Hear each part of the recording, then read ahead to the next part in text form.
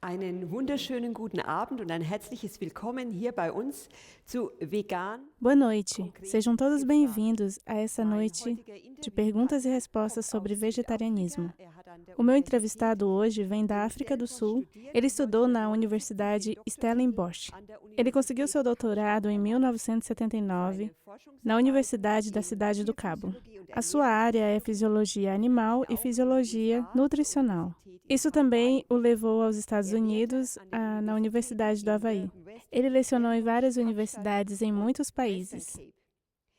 Ele é um dos poucos cientistas na África do Sul e também o único biólogo lá que recebeu apoio da Sociedade Real da Inglaterra.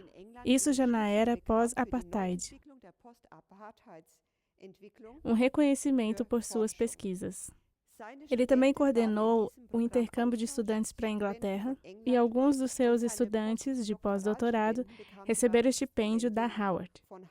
Por suas aulas e palestras sobre saúde, ele se tornou famoso mundialmente.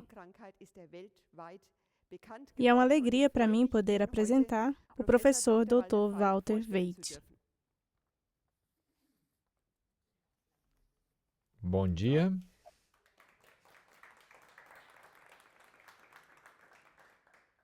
Walter, nós já nos conhecemos há mais de 23 anos. Em 1991, pela primeira vez, você deu palestra sobre nutrição aqui na Alemanha. E naquela época, os vegetarianos eram considerados esquisitos e os vegetarianos estritos de outro mundo. Mas o que você nos ensinou naquela época nos abriu os olhos. As vendas de abacate na Alemanha aumentaram muito e devolveu a saúde a várias pessoas. Eu tenho aqui uma surpresa para você. Uma surpresa? Sim. Você sabe o que a gente está fazendo aqui? Aqui nós estamos... Nessa época eu ainda era jovem e feio. O que você está fazendo aqui com a gente? Aí você está nos ensinando do seu jeito a diferença entre a cozinha alemã e a africana. Você nos ensinou a cozinhar do jeito africano. Vamos dar uma olhadinha aqui. Agora, na Alemanha, a gente vê que a panela já esquentou. A gente usa um aparelho assim, para que seja bem exato. Na África, se pega uma colher e se faz tsac, tsac, tsac, tsac, e pronto. Mas aqui não, aqui eles são exatos. Então assim, e untar bem, para que fique certinho. Pena que não temos uma balança, para podermos dizer exatamente quanto tem aqui. Então, colocar o hambúrguer ali dentro. Pronto. Tem uma aparência muito boa. Vocês conseguem ver aqui em cima na imagem? Eu até posso fazer 2. Fantástico. Posso usar os 2 aqui? Coloco lá dentro. Então, eu aprendi para que eles fiquem redondinhas e bem lisas. Você pode usar qualquer coisa que é lisa, como isto aqui. Se tiver bastante água, funciona. Se não, não funciona, como agora. Então é só apertar, desse jeito. Então eles ficam bem redondinhos. Não é formidável isso? Mas se não for profundo o suficiente, como aqui, aí você tem que chacoalhar e é aí que não fica redondo. Na África, para resolver o problema, quando não tem água suficiente, se pega uma coisa assim, coloca dentro da água e amassa desse jeito. O hambúrguer não fica perfeitamente redondo, mas o sabor é o mesmo. Assim eu faria se eu estivesse na África. A aparência também é boa, não é? Então coloca a tampa e esperar. Sim, eu acho que isso aí foi no ano 2000. Você nos ensinou a cozinhar do jeito africano. E eu confesso, foi 1-0 para a África. Vamos sentar. E hoje vocês usam o jeito alemão ou o jeito africano? Do jeito africano. Muito bem. Nos últimos anos, muito mudou no cenário nutricional. Eu tenho aqui um jornal de 31 de outubro. A Onda Verde. Ser vegetariano estrito está na moda como nunca antes. Mas temos algumas perguntas, onde não há consenso. Espero que com essa entrevista possamos lançar luz no assunto. E Walter, estamos muito agradecidos por você ter saído do quentinho da África e ter vindo passar frio com a gente.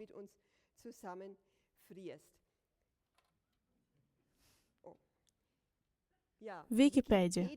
Ali diz sobre o vegetarianismo. Define-se como a prática de não comer carne, aves, peixes, frutos do mar ou qualquer outro animal. Vegetarianismo estrito, também chamado de vegetarianismo verdadeiro, é uma dieta que exclui todos os produtos de origem animal. Vegetarianismo estrito não come, assim, qualquer tipo de carne, ovos, laticínios e etc., retirando da dieta todos os produtos de origem animal. Qual das duas dietas é mais saudável, vegetariana ou vegetariana estrita? Agora, quando você fala dieta vegetariana, eu penso que você se refere à ovo-lacto-vegetariana, como está escrito aqui. Mas é assim que o vegetarianismo é definido hoje em dia. A expressão vegano, esse termo inclui aquelas pessoas que evitam ou excluem artigos de vestimenta, por exemplo, evitando tudo, não só alimentos que vêm de origem animal. Essas pessoas, por exemplo, não usam roupas de couro ou calçados de couro e assim por diante. E os outros se alimentam exclusivamente de produtos vegetais. Os dois poderiam ser chamados de veganos. Alguns veganos simplesmente têm alguns motivos a mais e algumas restrições a mais. Ok, mas qual é a origem do estilo de vida do vegetarianismo estrito? Existem povos inteiros que se alimentam de forma vegetariana estrita ou vegana. Uma grande parte dos habitantes da Terra se alimenta de uma forma vegetariana estrita ou vegana. Na Índia, há muitos ovo-lacto-vegetarianos, mas também muitos vegetarianos estritos. Na América do Sul, muitos indígenas, os índios Mohama e outros lá no Himalaia. Esses se alimentavam quase que exclusivamente de vegetais. Isso aí é conhecimento público. Outra coisa que se sabe é que eles viviam por mais tempo que os outros. Com 80, eles ainda subiam e desciam montanhas. E como eu já disse em uma palestra, as mulheres de 80 anos ainda tinham que se cuidar para que não fossem apanhadas de surpresa. Eles estavam cheios de vitalidade e energia. E hoje em dia a ciência também mostra que o vegetarianismo estrito é uma alternativa muito saudável. Ok, você defende bem o vegetarianismo estrito. Será que também é bíblico? Sim, não somente bíblica, mas a própria OMS, a Organização Mundial de Saúde, há algum tempo publicou um documento muito grosso sobre o vegetarianismo, mostrando quão bom ele é, e daí também algumas citações saíram, algumas publicações, que aqueles que se alimentam de uma forma mais vegetariana eram mais exemplares, tinham um maior papel de modelo para a humanidade em sua alimentação em relação a minerais e vitaminas e coisas assim. Agora, quanto à Bíblia, sim, esta foi a primeira dieta da Bíblia, já está no primeiro livro de Moisés. Você tem um texto aqui? Por favor, leia-o. E disse Deus ainda: Eis que vos tenho dado todas as ervas que dão semente e se acham na superfície de toda a terra, e todas as árvores em que há fruto que dê semente. Isso vos será para mantimento. Muito bem, isso já é uma dieta vegetariana, não tem nada escrito sobre um produto animal. E em minha própria vida, eu conduzi muita pesquisa comparando a proteína animal com a proteína vegetal. Esse foi um dos principais assuntos de nossa pesquisa. E em todos os animais, sejam eles carnívoros ou herbívoros, sempre os valores eram muito melhores quando eles recebiam proteína vegetal. Mas também não tem advertências de falta de nutrientes para quem é vegetariano estrito? Eu tenho aqui um recorte de jornal, se intitula Danos corporais pela dieta vegetariana estrita. Uma nutrição vegetariana deveria ser bem equilibrada. Quem se abstém totalmente de produtos animais tem que cuidar para não ter falta de nutrientes. Tem que tomar suplementos de vitamina B12 e ferro. Aí não vai ter perigo algum com essa dieta. Então temos aqui uma advertência de que pode haver uma desnutrição. É interessante perceber que existem tantas advertências sobre a dieta vegetariana, mas sobre a dieta ocidental comum não se diz muito, apesar dessa ser a alimentação mais pobre em toda a história da humanidade, de todas as épocas. Mas, claro, em qualquer dieta é preciso consumir uma grande variedade de alimentos, porque cada planta tem propriedades diferentes e nutrientes diferentes. Algumas plantas são ricas em carboidratos, outras plantas ricas em proteínas. Sempre é preciso comer uma grande variedade, não necessariamente só em uma alimentação, mas em geral, no estilo de vida. E se você só comer cenouras, porque você pensa que é assim que deve ser, então teremos problemas, porque nós não somos coelhos. E os coelhos têm um seco e ali tem bactérias que ajudam na digestão. E as próprias bactérias também contêm proteínas e nutrientes assim, e são empurradas lá para o intestino, e, por assim dizer, os coelhos, então, acabam aproveitando seu próprio excremento. E assim, portanto, consegue os outros nutrientes. Eu espero que nós não façamos isso. Então, nós precisamos ter uma dieta muito variada. É interessante que os animais que são alimentados com muitos nutrientes não são coprófagos, ou seja, não comem seu próprio excremento. E na natureza, quando a alimentação não é tão rica, então eles são coprófagos. Por exemplo, cavalos, zebras, elefantes, todos os roedores, os ratos e esquilos, são todos coprófagos por causa de uma nutrição que é muito restrita. Isso os ajuda. Mas animais que têm alimentação rica, por exemplo, cavalos que recebem suplementos, não precisam disso. Então você acha que a dieta vegetariana estrita é a ideal e suficiente para nós seres humanos? Absolutamente. Agora, vegetarianos estritos não ficam doentes? Naturalmente, os vegetarianos estritos também ficam doentes, porque a humanidade não está em um planeta perfeito. Precisam esperar um pouco. Ainda não chegamos no céu.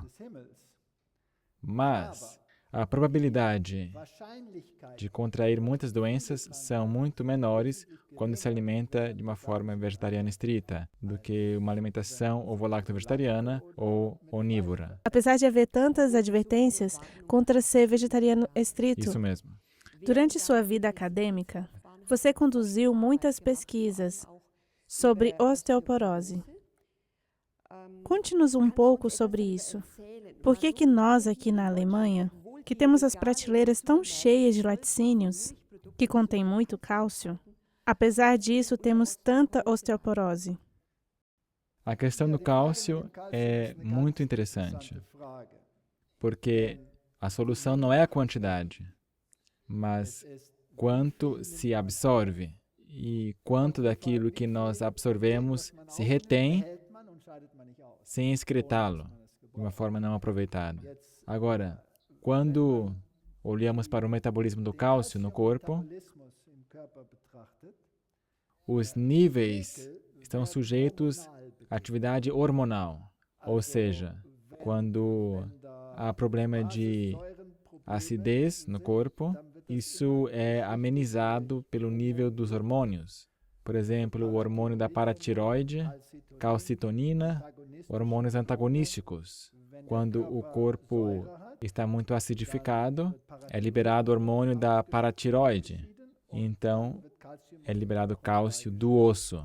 Quando o contrário acontece, é liberado cálcio-citonina e então cálcio se sedimenta no osso. E esse sistema de hormônios funciona quer haja muito ou pouco cálcio no corpo. Ou seja, quando nós consumimos nutrientes como produtos animais, que geralmente são acidificantes, e quando há muito cálcio nesta alimentação, por causa desse nível de hormônios, costuma-se perder cálcio em vez de absorvê-lo. Agora, quando se consegue o cálcio de produtos vegetais, por exemplo, tudo que é verde escuro é rico em cálcio, mas ao mesmo tempo é alcalinizante. Então, com menos cálcio no produto, se consegue ter mais cálcio no osso. É interessante que os países que consomem muito leite, como a Noruega, a Nova Zelândia ou... Eu tenho aqui um slide sobre as fraturas na bacia, um gráfico dos diferentes países.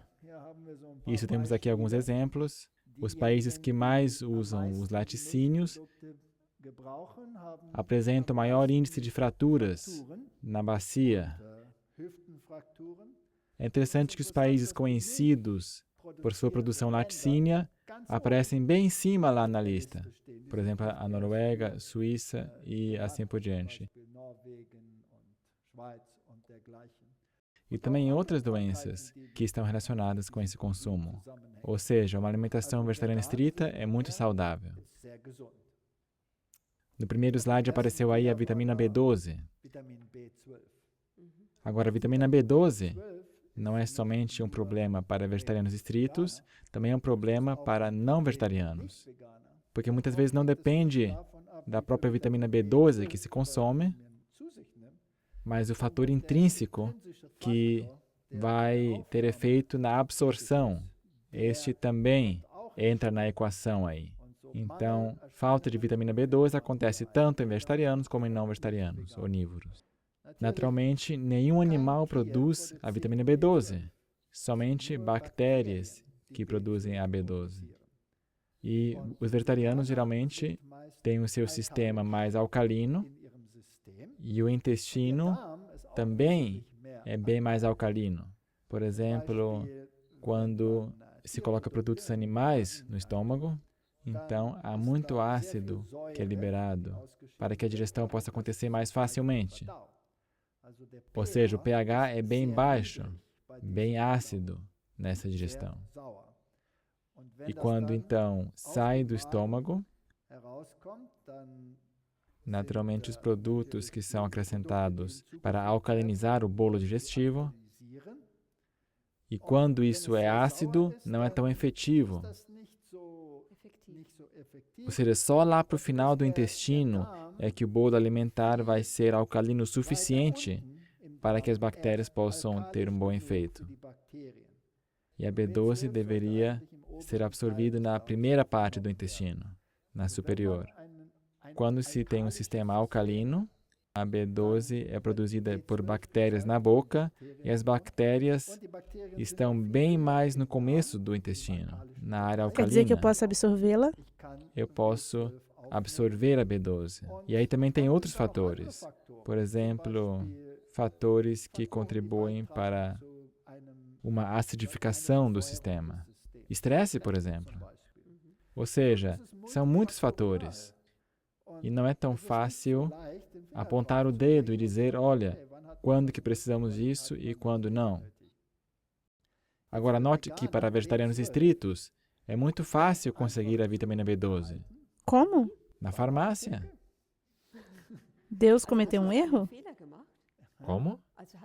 Não, Deus não fez um erro, porque quando nós nos alimentamos totalmente de uma forma alcalina, como deveria ser, e se não tivéssemos esse estresse no mundo pecaminoso, então não haveria problema. Por nós não vivermos em um mundo perfeito, nós podemos tomar suplementos de B12. E esse não vem de produtos animais, mas quimicamente no laboratório, porque esse é muito mais barato que extraí-lo de animais, ou pior, de excrementos. Ok. Ou seja, é produzido quimicamente, portanto não deveria impor nenhum problema para vegetarianos estritos. E também é barato. Naturalmente, muitos produtos têm vitamina B12 já acrescentados automaticamente. Muitos produtos alternativos já têm a B12 acrescentada aí. Cereais matinais, por exemplo, muitos deles já têm B12 acrescentados. Não deveria, portanto, ser um problema muito grande. Talvez mais um ponto interessante. Homocisteína também é um problema, porque deveríamos ter valores baixos de homocisteína. E novas pesquisas concluíram que, quando se consome vitamina B12 mais do que necessário, esse nível também se baixa. Então, um suplemento vitamínico, nesse caso, não é tão mal assim. Agora, muitas vezes você adverte contra o leite. Você apresentou pesquisas de quão danoso é beber leite. E essas pesquisas foram divulgadas muito pouco. Não houve um eco muito grande. Por que isso? Esses trabalhos foram publicados, mas muitos deles são, como é que eu poderia dizer, controlados para que não saia muita informação ao público. Porque a indústria, naturalmente, é poderosa. A indústria e os comerciais são fatores muito fortes aí fora. Precisamos lutar contra elas. As informações acabam se infiltrando muito lentamente ao público geral. Consumo de leite para um bebê já desmamado é algo que deveríamos deixar totalmente. Em primeiro lugar, a proteína no leite, caseína, requer mecanismos muito especiais de digestão. que depois de desmamado já não existem, seja em animais, seja em seres humanos. Em todas as pessoas? Quando o assunto é proteína, sim, em todos os seres humanos. Já quando se trata da lactose, então os europeus ainda têm mais dessas enzimas que processam a lactose. Mas, por sua vez, não tem a enzima que digere a galactose, porque da lactose procedem a glucose e a galactose, ou seja, em algum ponto dessa cadeia digestiva, os europeus também acabam se encrencando. Mas o grande problema é a proteína, porque essa proteína não é digerida totalmente. É bem difícil digeri-la. E então também tem algumas propriedades que impõem um problema ao sistema imunológico. E são formados anticorpos. E muitas doenças no mundo são doenças autoimunes, que se vê na literatura, vez após vez, que se traça a sua origem ao consumo do leite. As doenças escleróticas, as doenças dos nervos, sobretudo. Então, o consumo do leite, definitivamente, eu desaconselho, fortemente. Quer dizer que eu devo reduzir o meu consumo de leite e beber de vez em quando, tudo bem? Eu me lembro de uma antiga palestra sua. Você falou, quando eu estou cheio dessa comida vegetariana, eu vou lá tomar um sorvete. Mas isso seria um sorvete vegetariano? Seria um sorvete de tofu ou um sorvete de leite de coco, por exemplo? Eu sou totalmente vegetariano estrito. Eu iria deixar de fora todos os produtos derivados do leite, porque na atividade imunológica, então não é a quantidade, mas a presença dos derivados do leite que são o problema. Quando você é alérgico a uma picada de abelha, então não é meio copo de veneno de abelha que é injetado ali no seu sangue, mas somente uma gotícula mas já é suficiente para desencadear uma reação muito forte.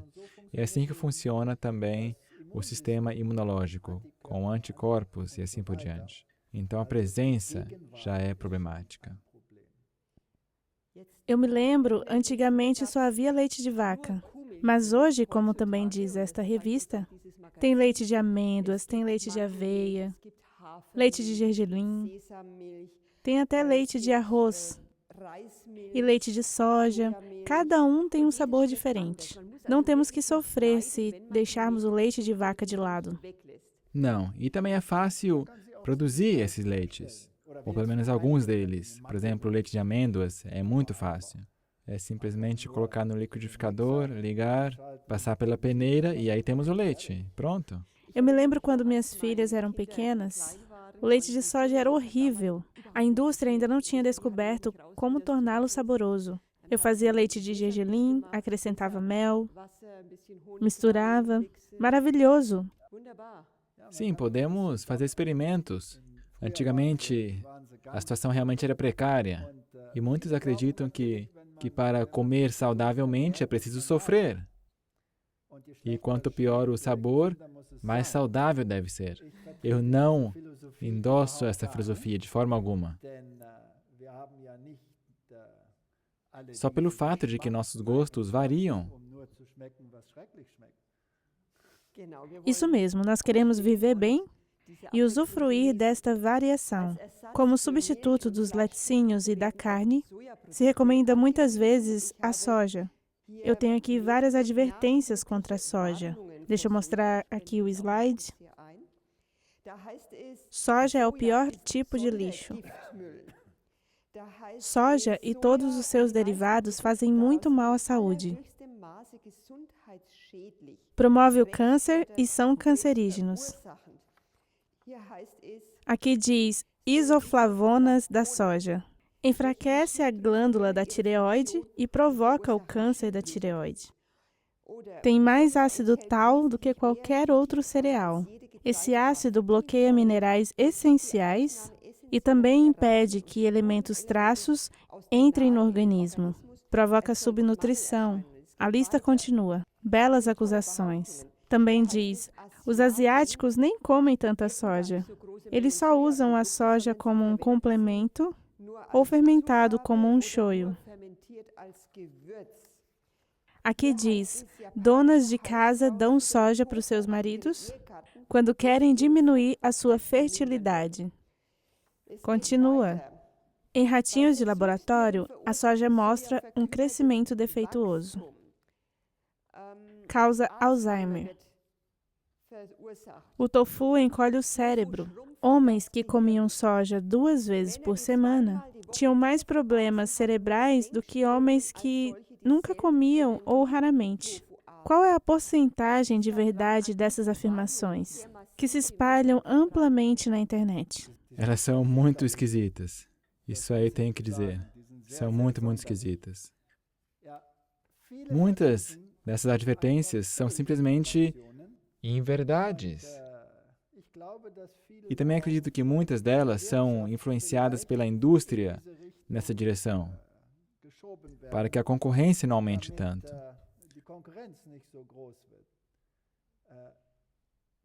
Por exemplo, a história da supressão de tireoide.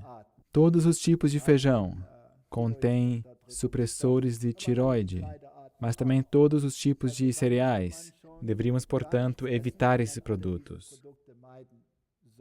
Quando temos um problema massivo com a glândula tireoide, então tudo bem, restrinja o consumo de soja. Isso também eu iria sugerir. Mas tudo na natureza é ação e reação. Temos um produto que faz uma ação e temos que ter um outro produto que faz a reação. E nós não comemos somente soja. A soja é somente uma parte da dieta. E as vantagens são tão grandes que, bem, nós não precisamos enumerá-las. Em minha pesquisa toda, não percebi em nenhum momento que os animais que são alimentados com soja, de alguma forma, fossem restringidas em seu crescimento ou tivessem encolhimento cerebral. Eu penso que isso é uma bobagem completa. Então, a história aí dos chineses, cada um pode entrar numa loja lá na China e ver se há tofu lá. Será que tem tofu lá? Muito, de todos os tipos. Esse é um dos principais nutrientes. Nunca eu ouvi falar que esse é o caso, e provavelmente a origem dessa informação é que a soja, e não somente a soja, também outros produtos, linhaça, nozes, todo tipo de coisa, contém fitoestrógenos ou fitoestrogênios. Agora, esse nome é bem infeliz, fitoestrogênios. Isso soa tão feminino. Então, a gente pensa que por ser um fitoestrogênio, isso vai ter o efeito contrário que o hormônio masculino testosterona. Ou seja, todos esses problemas femininos se quer solucionar com tofu. Mas isso não é o caso. Porque um fitoestrogênio não é um estrogênio. Tem certas características que se parecem com as do estrogênio, mas não é um estrogênio. E estrogênio se liga às células de uma forma, se liga aos DOCs, a esses receptores na célula, e existem os alfa e os beta. E um fitoestrogênio somente faz concorrência com esses receptores, onde o estrogênio tem efeito problemático, por aumento dos índices de câncer e coisas parecidas. E nunca o efeito é efeminante. Ou seja, essa história aí, que os peitos vão crescer, coisas assim. Eu não comprei um sutiã ainda para mim, e espero que eu nunca precise. Ou seja, isso é uma grande bobagem. Eu também reparei nessas pesquisas que não se faz diferença entre a soja transgênica e a soja orgânica. Não se faz diferença entre o teor nutritivo de soja cozida ou soja crua, porque certamente aí tem uma grande diferença. Um produz gases também. E também não há um controle nesses estudos que eu tenha lido, onde foram feitas comparações entre os diferentes nutrientes, ou talvez que tenha que ver com a relação entre os nutrientes, mas simplesmente eles tratam como se fossem ingredientes separados. Eu já apresentei alguns, que somente aqueles que estão totalmente desinformados é que vão acatar essa advertência. Sim, existem plantas que contêm proteínas completas. Por exemplo, grão de bico são integrais. Painço, proteína completa. Também é integral, mas isso também é uma outra história. Produtos animais são proteínas completas. A proteína, ela está numa forma tal que é difícil a sua digestão. Ou seja, o ácido clorídrico do estômago tem que ser mais ácido nessa digestão e também a duração é muito maior. E o problema é que quando nós comemos uma refeição normal, com legumes e produtos animais, assim como, por exemplo, a maior parte dos seres humanos tem, então você fica satisfeito. Mas satisfeito não quer dizer uma alimentação saudável, porque a sensação de estar cheio significa que a comida permanece no estômago por muito tempo. E assim, você está satisfeito. Especialmente, tem um provérbio alemão que diz que o queijo fecha o estômago. E costuma-se dar aos hóspedes queijo e vinho, porque aí eles se calam e não ficam reclamando que estão com fome. Porque o negócio fica lá no estômago, fermentando ali por horas. O queijo, por exemplo, 10 até 12, 14, 16 horas, ele fica lá plantado. O estômago permanece fechado e temos uma sensação de estar satisfeitos. Mas isso não é alimentação saudável, porque apesar da proteína demorar muito tempo e com um índice muito grande de acidez para ser digerido, os outros produtos também fermentam. Então, em vez de termos o carboidrato como resultado final da digestão dos carboidratos, acabamos tendo ácidos graxos. Eles se fermentam, ácido propanóico, ácido butírico. E, naturalmente, agora o sistema fica mais sobrecarregado com ácidos e esse nível de hormônios que deveria contrafazer ou neutralizar esse ácido tem que entrar em jogo, então temos perda de cálcio, ou seja, proteína animal leva à perda de cálcio e acaba causando osteoporose. E você não tem isso com uma dieta vegetariana estrita. Mas agora, se eu for uma mãe muito preocupada e eu leio todas essas advertências, porque no processamento da soja existem várias substâncias que fazem mal. E eu tenho um bebê agora que eu não estou conseguindo amamentar. Recém-nascido, não consigo amamentar. O que eu faço?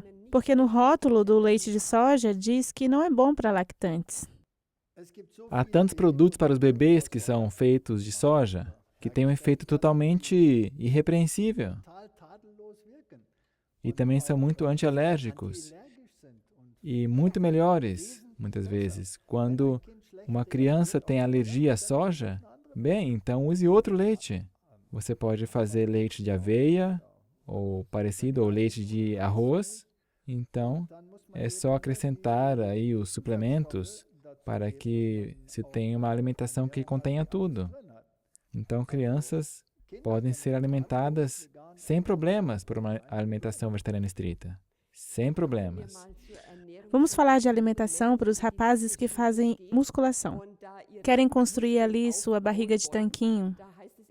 Sempre se diz, para você aumentar os seus músculos, você precisa tomar proteínas especiais. Senão, o exercício vai ser quase em vão.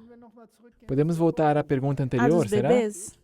Não só dos bebês, mas todos esses aditivos e coisas assim. Será que as pessoas já se perguntaram qual é a lista de produtos que contém os laticínios? Quais são os hormônios que são acrescentados ali? Não está escrito no rótulo. E todos esses problemas que estão associados com a indústria moderna, isso é uma catástrofe, o que está acontecendo ali. E os antibióticos, e a resistência a antibióticos, e todos esses problemas que vêm com isso. Isso não se tem com os produtos vegetais. Eu gostaria de uma vez ver um comercial. Você já ouviu falar da doença do feijão louco? Como? Síndrome do feijão louco? Doença do feijão louco. Já viu falar? Porque temos a síndrome da vaca louca. Ou a gripe do feijão. Essas doenças você vai evitar com os produtos vegetais. Agora, esses jovens que fazem musculação e querem aumentar a sua musculatura, consumindo esses nutrientes, outros consomem muita proteína, comendo esses produtos de proteína láctea em grande quantidade. Eles estão se infligindo um grande dano, porque, em primeiro lugar, esses produtos são alérgicos. Como? Levam a alergias e, mais tarde, podem levar a doenças como as autoimunes dessa natureza. E, naturalmente, outro problema é que acidifica o sistema grandemente. E todo o sistema imunológico, com isso, é enfraquecido, ou seja, você fica muito facilmente doente, com gripe. Esses casos assim são muito frequentes. E se pensa que é necessário ter toda essa proteína. Um bebê precisa de 1 grama de proteína por 100 gramas. Ou melhor dizendo, por quilograma. Isso é pouco. Isso é pouco, Menos que no sim. leite de vaca. Sim, é muito pouco o que se precisa. Um homem, 0,75 gramas por quilograma de massa corpórea. Ou seja, pouca proteína que é necessária. E agora, falando de bebê, a gente não cresce de um dia para o outro, duplicando seu peso. Isso demora. Então, essas pequenas quantidades que são acrescentadas já bastam. Agora, um adulto, 0,75 gramas por quilograma de massa corpórea, quanto que ele tem que acrescentar se ele faz musculação e academia? bem pouquinho, como um bebê. Ele não vai crescer mais rápido que um bebê cresce. Um bebê cresce rápido. Eu iria sugerir que se tenha uma alimentação normal, vegetariana, saudável. Então, utilize power shakes para o crescimento muscular. Mas você não quer dizer Red Bull, né? Certamente não, porque isso seria... Bem, a gente pode falar mais tarde sobre isso. O que eu quero dizer é uma bebida, um shake que você faz, uma vitamina, onde você acrescenta as calorias que são necessárias para o exercício físico, com tâmaras, por exemplo, ou bananas, ou os dois, num shake assim, torna-o bem saboroso. Leite soja e leite soja em pó. Então, misture isso e você vai ter uma proteína mais concentrada do que com leite normal. Isso como um power shake. E faça exercício com isso e você vai ver que o seu progresso vai ser bem melhor do que aqueles que consomem aquelas outras coisas. Obrigada, interessante. Acho que isso vai ser importante para os nossos rapazes. Porque essa mania pela proteína, esse excesso de proteína, também afeta o Sim. cérebro, Certo. com todas as toxinas que são liberadas. Eu já conversei muito com esportistas, por exemplo, do Ironman. Ironman, já viram falar dessa Ironman, corrida? conheço. Esses têm que ter uma resistência quase que sobre-humana. E é incrível você ver todos esses produtos que eles consomem. Na África do Sul, eu lidei muito com o campeão que já há anos ganhava toda vez o Ironman. Então ele naturalmente também ficou mais velho e aí os jovens que começaram a ganhar, então ele mudou a sua dieta totalmente para a vegetariana estrita. Então ele voltou a ganhar a corrida. E depois os jovens voltaram a ultrapassá-lo. Ele veio falar comigo e ele disse: "Bem, o que você come entre as refeições?" Então ele mudou para tâmaras como supridor de energia para os intervalos. Então ele voltou a ganhar. É interessante, os esportistas, os grandes esportistas do mundo, estão quase todos, ou em sua maioria, mudando para a dieta vegetariana estrita. Por exemplo, é só observar o campeonato de Wimbledon, de tênis. Antigamente, nas pausas, havia Coca-Cola, lá nos intervalos, entre os sets. Então a Coca-Cola foi substituída pelas bebidas energéticas. E agora, mais recentemente, foi substituído por bananas. Bananas e água. Ou seja, mesmo aí, houve essa mudança. Eu poderia dar uma dica aí. Experimente com uma tâmara e você vai ver que energia você vai ter. Soa bem, queremos experimentar isso. Agora tem a questão do chocolate. Nós, alemães, amamos o nosso chocolate. Não só os suíços, nós, alemães, também amamos o chocolate. Por que o chocolate é veneno? Essa combinação leite-açúcar. Não é somente a questão da combinação do leite com açúcar. Tem mais ali que leite e açúcar, mas também tem cacau. E ele faz tão mal assim? E o cacau contém teobromina. E a teobromina é uma substância que está na mesma categoria que a cafeína. Está nessa gaveta. Mas é pior. E causa naturalmente uma luta, reação de luta, de agressividade no corpo. São liberados cortisona e adrenalina. E glicogênio também é liberado do fígado e dos músculos e acabam entrando no sangue. Só disso, sem o açúcar. Então o nível de glucose no sangue cresce dramaticamente. Temos um excesso de insulina, então o nível de açúcar no sangue cresce dramaticamente. E também temos o nível de insulina, hipoglicemia. Hipoglicemia. Isso, açúcar abaixo do nível. E assim nós temos uma constante variação de excesso de açúcar e falta de açúcar no sangue. E isso é uma coisa muito perigosa. Então, a combinação leite-açúcar, o que isso causa não é somente que o nível de açúcar e o nível de gordura, por exemplo, os triglicerídeos, aumentem, mas também a combinação leite-açúcar. Então, esse nível continua alto por muito tempo. E isso tem uma influência sobre o sangue, sobre as propriedades do sangue, como ficam as hemácias, se elas ficam grudentas ou assim por diante. Então, não é uma boa ideia consumir isso. Todo o metabolismo é restringido. E isso tem uma grande influência sobre o cérebro e somente a teobromina por si só já tem uma grande influência sobre o cérebro.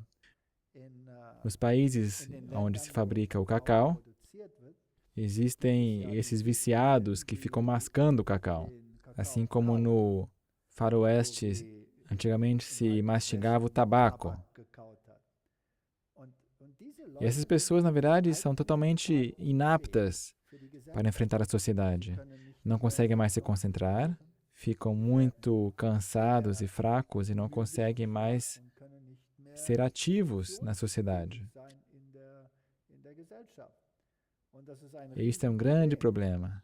Agora, quando se consome isso constantemente e se tem todas essas propriedades em um só produto, então isso não é o melhor. A alfarroba é um substituto. A maioria das pessoas diz que não gosta do sabor da alfarroba. Mas no Oriente Médio, isso é o alimento. Mas tem um jeitinho. Sim. É só misturar um pouco de café de cereais, Sim. tipo cevada. É aí que entra a esperteza. Será que é essa a palavra? Ou... Esperteza, isso tem uma conotação negativa. Bem, se isso tem conotação negativa, então me dê uma outra palavra melhor. A fantasia. Quando você usa fantasia. Criatividade. Criatividade. Isso, essa palavra é melhor ainda. Colocar um pouquinho de cevada ou outro substituto do café, café de cereais, é sempre uma boa ideia. Aí você pode influenciar o grau de amargura, se a alfarroba acaba ficando mais amarga ou menos amarga. E naturalmente também A manteiga de noz de nogueira, aquela noz que parece um cérebro. é um produto que torna um substituto de chocolate mais cremoso, não tão duro, para que derreta na boca e coisas assim. A indústria deveria se esforçar um pouco nesse país. Manteiga de noz de nogueira. Não é um creme de noz. Aqui na Alemanha diríamos um mousse de noz. Manteiga de noz. Sim, certo. Vamos continuar. Nas suas palestras, você adverte contra misturar frutas e verduras na mesma refeição. Eu tenho aqui um slide que você fez. Será que isso é realmente tão importante? O que acontece no meu corpo se eu misturar? Não é uma lei dos medos e persas. Você não vai cair morto se não se ater a essa regra. 100%. O que eu queria dizer é que, no estilo de vida, de uma forma geral, se pode misturar numa só refeição cereais e legumes, leguminosas e nozes e todas essas coisas em uma refeição, sem problema. Ou então, cereais, leguminosas, nozes e frutas em uma refeição, sem problemas. O negócio é que, se eu misturo frutas e verduras e os tenho no estômago ao mesmo tempo, o legume ou verdura é o que mais demora no estômago para a digestão, e as frutas menos. Elas são mais rápidas. Agora, os cereais, as nozes e coisas parecidas estão no meio aí. Então, o sistema espera até que as verduras também estejam digeridas. Então, as frutas já podem estar convertidas em ácidos graxos em vez de carboidratos simples. Então, acaba acarretando uma acidez maior ao sistema. Naturalmente, se isso não é o teu estilo geral, isto não é um problema significativo. Eu não iria ser fanático e separar tudo se você estiver de visita em algum lugar. Ou mesmo quando eu lhe bater na telha, de comer isso junto, uma sobremesa, não é um problema se você fizer de vez em quando. Mas, no estilo de vida geral, tente separar frutas e verduras. Ufa, estou aliviada, porque no nosso novo livro de receita aqui, uma delas diz assim, ó. Um dos ingredientes é cebola, maçãs e pepinos. E como é que é o preparo disso? Se usa um liquidificador ou como é que se mistura isso? É misturado como se fosse uma maionese no liquidificador. Mas os pepinos e cebolas são picados. Certo. Poderíamos comer isso. Sem problemas. Você também comeria isso? Sim. Ai, que bom. Mas não todo dia? Certo. Muito obrigada. Variação. Agora, muitas pessoas sofrem de gases e problemas digestivos. Os vegetarianos estritos também sofrem de gases. O que se pode fazer contra isso? Talvez limpeza de intestino? Bem, gases são um problema não somente para vegetarianos estritos, mas também para muitas pessoas. Se você consome carne, então os gases acabam tendo um toque aromático, enquanto que os vegetarianos estritos, eles são bem inofensivos, porque se constituem mais de metano, que é um gás inodoro. Agora, gases por si só não são tanto um problema, A não ser o fato do intestino se expandir, ficar aí se mexendo. Isso pode levar às câimbras intestinais, alguma coisa assim. Mas o que fazer? Se você segue as combinações corretas, o problema já fica menor. Então, as leguminosas, tipo feijão e lentilha, é só deixá-las de molho em muita água. Aí, deixar escorrer a água e colocar de novo. E se for possível, por 1 ou 2 dias. E naturalmente, você não quer esperar 2 dias até comer, mas você pode fazer isso antes e congelar. Então, você sempre vai ter feijão já deixado de molho e pode usar. As leguminosas são importantes para os vegetarianos como fonte de proteínas. Sim, isso mesmo. Se você ainda tiver problemas, então tente usar mais nozes e coisas assim, em vez de leguminosas. Mas nós percebemos que quando nós mesmos cozinhamos, e cuidamos que o preparo seja feito corretamente, então nós não temos esse problema. Quando comemos em outro lugar, então, sim, aparece esse problema.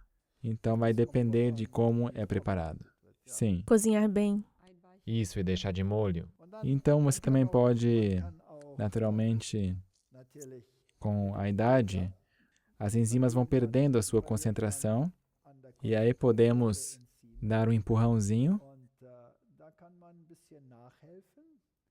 Existem pílulas, medicamentos que ajudam ali a digestão, que se compõem somente de ácido para o estômago, quando o estômago não produz mais tanto ácido como deveria. Isso poderia ajudar. Ou então, probióticos. Probióticos são uma boa coisa. O que são probióticos? Nós só conhecemos antibióticos. Probióticos é o contrário de antibióticos. Um antibiótico é um produto que destrói as bactérias. E probióticos são as próprias bactérias que normalmente se tem no intestino. E existem vários tipos de probióticos. Os mais recentes que têm efeito melhor, segundo todas as publicações científicas, são aqueles que também contêm os tipos bífidos, exceto os lactobacilos. Então deveriam ter a maioria aí 6 ou 9 tipos diferentes. E ficou patente nas pesquisas que se você tiver 9 tipos de lactobacilos e bífidos, se você tiver esses, então isso tem uma grande influência sobre o intestino e ajuda na digestão. E não consuma demais, porque faça tudo com temperança. Ou seja, se eu tenho que tomar antibiótico por algum motivo, estragando as bactérias do intestino, os probióticos vão ajudar a reconstruir a flora bacteriana no intestino. Absolutamente, certamente. E muito melhor do que com um iogurte ou um Yakult, porque aí você só vai conseguir os lactobacilos, Essas outras 9. certo? Agora, nós já falamos sobre doenças autoimunes. Você mencionou o leite de vaca, que é responsável por isso? Em muitos casos, isso. Em muitos casos. Será que você tem outras informações sobre isso? Talvez experiências de pessoas que mudaram sua dieta e melhoraram? Sim, uma doença autoimune não pode simplesmente ser revertida, mas ela pode ser amansada, por assim dizer. E é isso que se espera quando você muda. Se espera que esses problemas se tranquilizem, que baixe a poeira e talvez haja uma interrupção da atividade. Mas não quer dizer que se eliminou isso, mas que a doença está contida.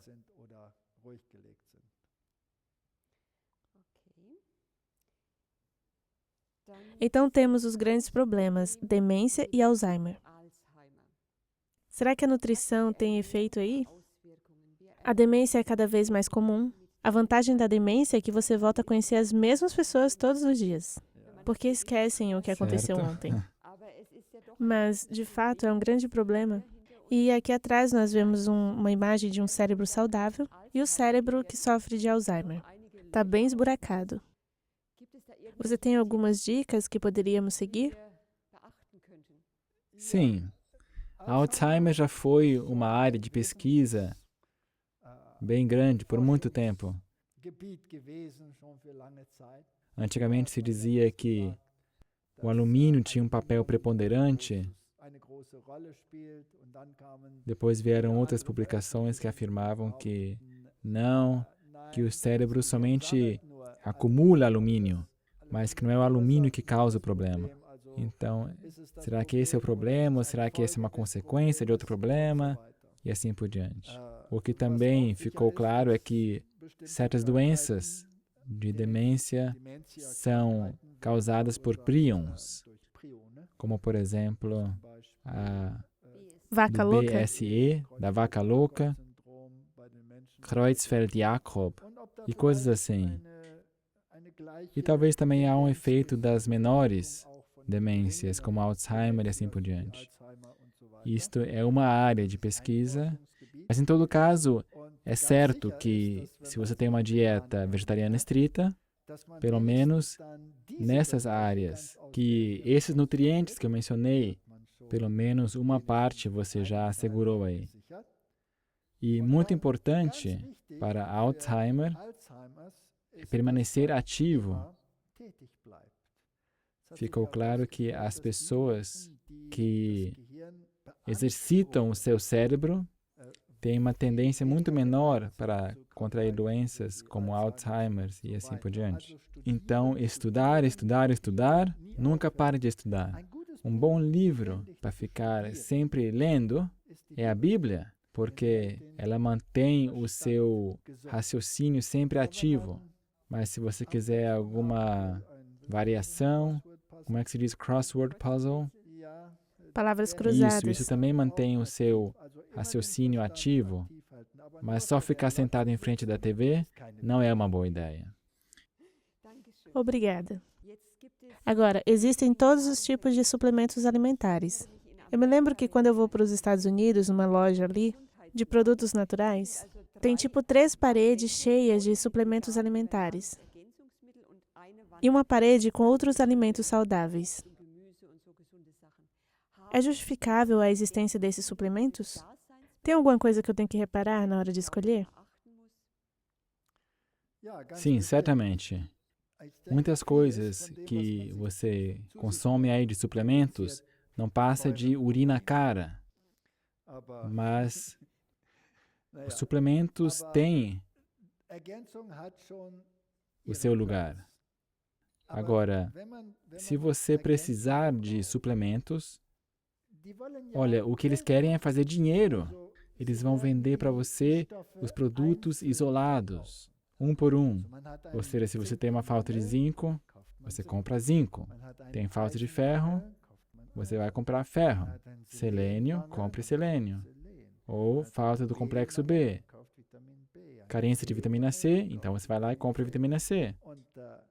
Então, como é que você vai fazer? Você vai ter que ficar se enchendo desses pós aí. Tem que haver limites lógicos aí. E ficou claro que vitaminas e minerais não se tornam ativos no corpo do mesmo jeito que eles são fabricados ali no laboratório. Eles têm que ser embrulhados em sistemas coloidais e também em outros produtos, como os flavonoides e assim por diante, têm que estar ativos. E de onde que se consegue isso? Isso se consegue nas frutas e nos legumes, na composição ideal. E hoje em dia, não sei como é que se diria em alemão, food state, Comprimido? Comprimido ou extrato?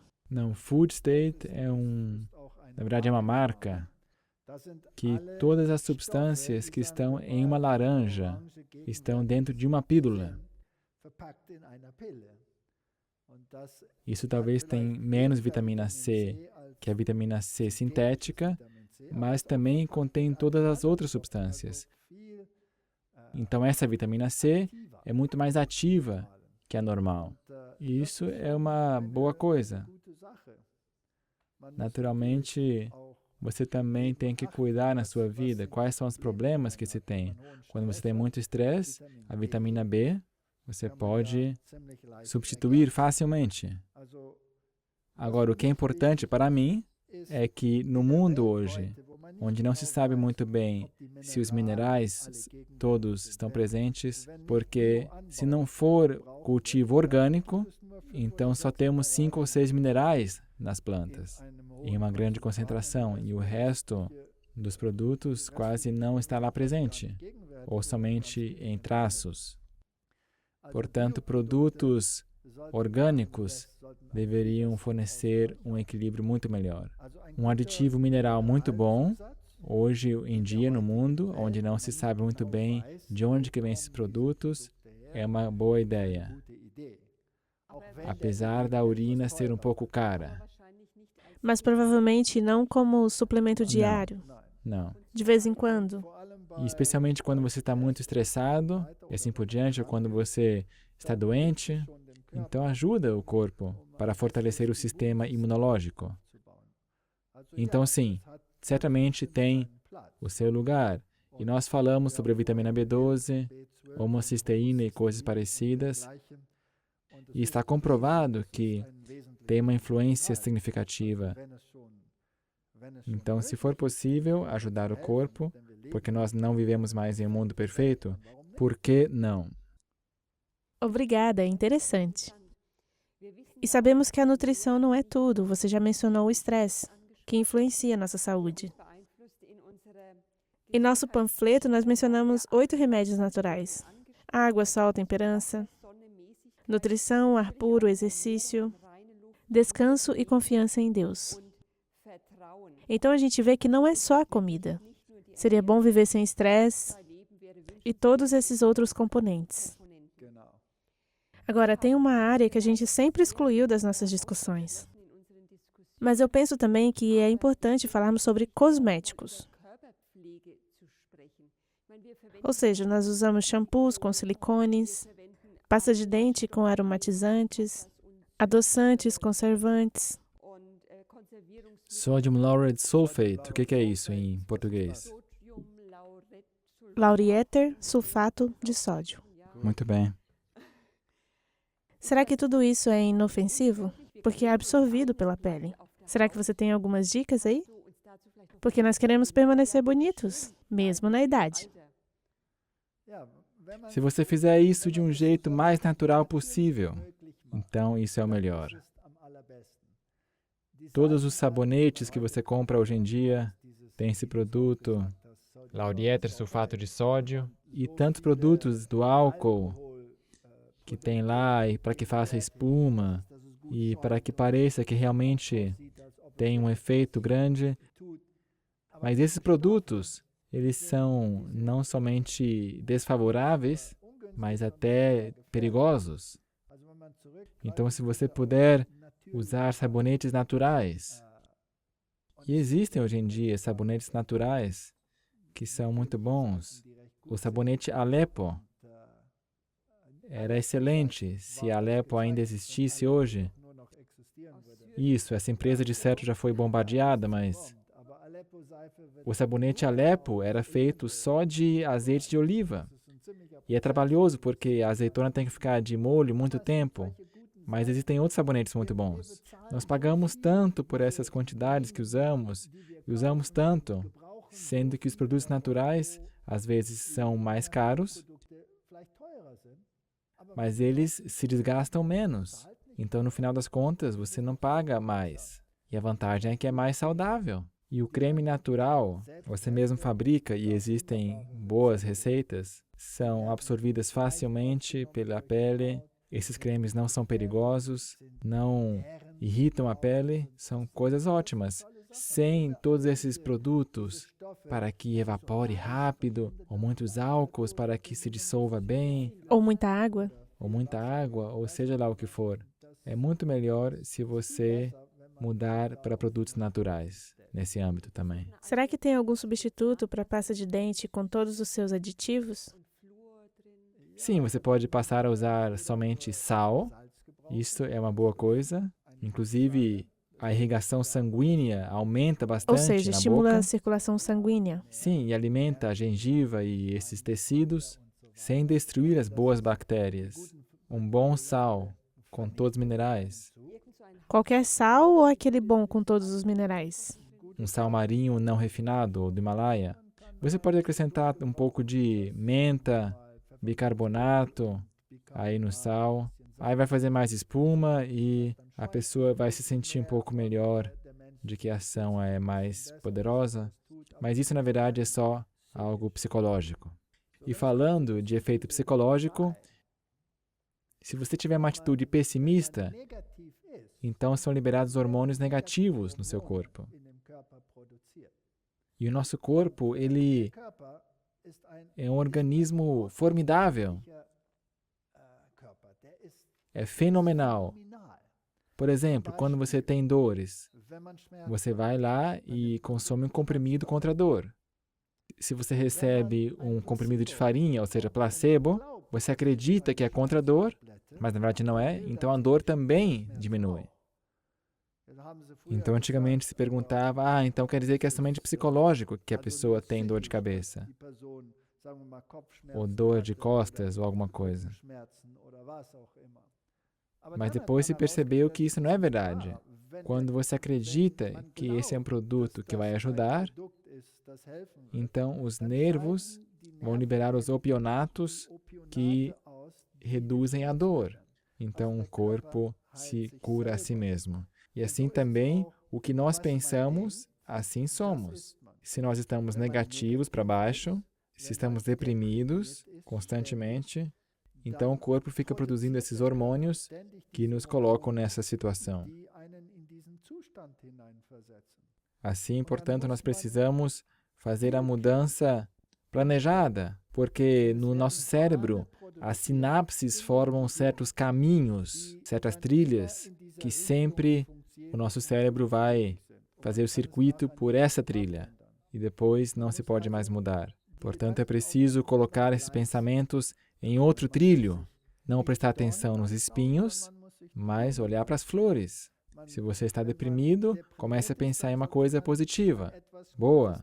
Por exemplo, a música tem uma influência tremenda, mas depende de qual música, porque os hormônios agressivos são produzidos quando se ouve música alta, com bateria, com ritmos questionáveis, enquanto que a música que é melódica e harmônica, e talvez mais importante, se ela for digna, ou mesmo música de adoração, então bons hormônios são liberados. E isso tudo contribui para o seu humor. e também tem uma grande influência sobre as doenças. Ou seja, muitos medicamentos somente têm o efeito de liberar produtos para o corpo físico, mas também é possível ir por outros caminhos. Eu penso que temos tempo para mais uma pergunta. Sobre a água que bebemos. Tem muitos que dizem que a água tem que ser desmineralizada. Ou seja, passar por uma osmose. Uns filtram a água, outros a bebem da torneira. O que você acha disso? A água desmineralizada. É que eu tenho a impressão que se a água não pudesse agarrar a esses íons, ela vai se agarrar a qualquer outra coisa, que talvez seja pior. Já outros dizem que a água da chuva é a água de osmose. Ou seja, água mole. Você pode nos dar uma luz sobre essa confusão da água? Do que eu li e pesquisei, eu concluí que a água artesiana, E provavelmente é a melhor água. você vai encontrá-la nas montanhas. Existem ali artérias de quartzo lá nas montanhas e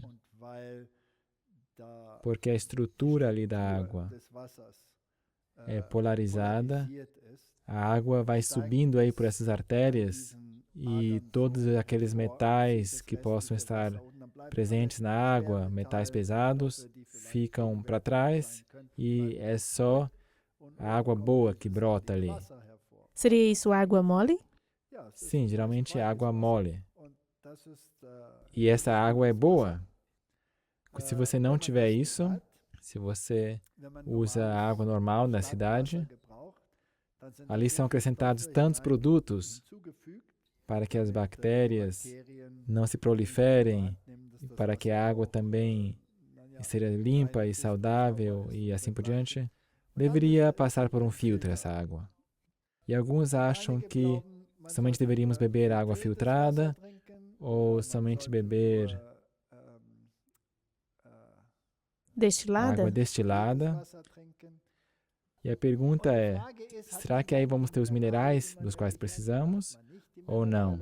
Se você tiver uma boa alimentação com muitos minerais, então não é tão importante como exatamente que essa água é, desde que ela esteja limpa, pura. Mas o índice de refração da água que sai de fontes artesianas é diferente e também é processada de uma forma mais fácil no corpo. Então também existem alguns experimentos interessantes com a água em situações como, por exemplo, radiação e micro-ondas e coisas assim. Energização da água. Isso, energização da água e coisas assim. Para mim, pessoalmente, eu aposto em um bom filtro ou em uma fonte artesiana. Obrigada. Ok. Eu penso que com isso eu vou encerrar essa entrevista e aprendemos muito nesta noite. Eu espero que cada um possa aproveitar alguma coisa. Nós agradecemos de coração por essa entrevista. De nada. Como fiquei sabendo, a sua viagem continua amanhã Isso. e nós queremos com isso nos despedir aqui. Obrigada. Muito obrigado.